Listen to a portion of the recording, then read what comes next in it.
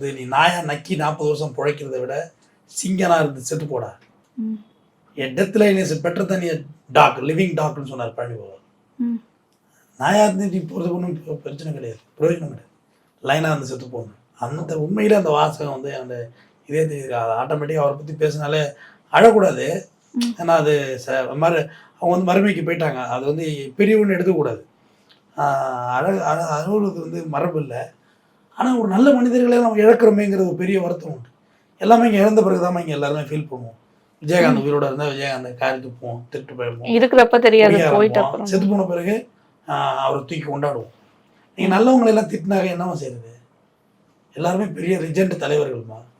நான் யாரையும் குறைச்சி மதிப்பிடவே இல்லை. எம்ஜிஆராக இருக்கட்டும், ஜெயலலிதாவாக இருக்கட்டும், கலைஞர் கருணாநிதி ஐயா, எல்லாருமே நம்மளோட அறிஞர் அண்ணா, தந்தை பெரியார், எல்லாருமே பெரிய லிஜெண்டு தானம்மா. நம்ம இவங்க யாரையும் நான் மறுக்கலை.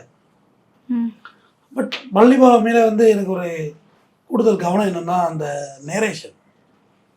தொடர்ந்து மேடை பேசி எல்லாம் 13 மணி நேரம்லாம் மேடை பேசியிருக்காரு. அவர் தொடர்ந்து பேசியிருக்காரு. பேச உள்ளே சொல்லுவார், என்னப்பா ஊற்றுங்கப்பா, கலரு கூல்ட்ரிங்க்ஸ், அப்போ இந்த கலரு கூல்ட்ரிங்க்ஸ் இந்த மாதிரி பேது, பெப்சி எல்லாம் பெய்யுது. இப்போ வந்து பார்த்ததுமா, அப்பெல்லாம் பார்த்ததே இல்லை. அந்த மாதிரியே வாழ்ந்த மனுஷன் கடைசி வரையுமே பொது பொது பொது பொது பொது